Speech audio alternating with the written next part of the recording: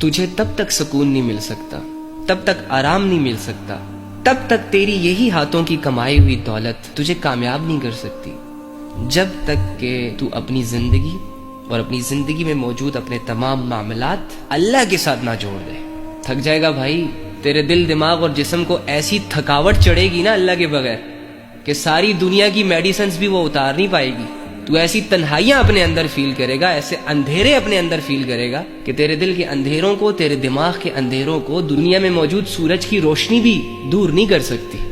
کسی طاقتور انسان کا ہاتھ تمہارے سر پہ نہ ہو تو اپنا آپ اکیلا اکیلا سا لگتا ہے کہ نہیں لگتا؟ کمزور کمزور سا لگتا ہے کہ نہیں لگتا؟ دنیا میں جب ہم کمزور ہوتے ہیں، ہمارا کوئی سٹینڈرڈ نہیں ہوتا، ہماری کوئی اپروچ نہیں ہوتی تو گمسم ہو جاتے ہیں نا۔ ہماری زبانوں میں وہ طاقت ہی نہیں آتی کہ اپنے حق کے لیے آواز اٹھائیں، اور لوگوں کا ظلم برداشت کرتے رہتے ہیں۔ تو اگر تمہاری بیک پہ اللہ نہیں ہے، اگر میں اور آپ اللہ کی عبادتوں سے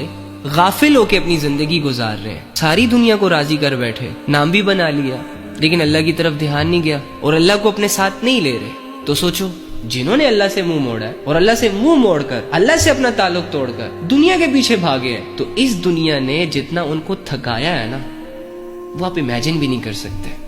اللہ کے ساتھ اپنا معاملہ سیدھا رکھو، دنیا اجڑ جائے اجڑنے دو، برباد ہو جائے ہونے دو، تنگ ہو جائے ہونے دو، ہر حال میں جڑے رہو اس کے ساتھ اور صبر کرو۔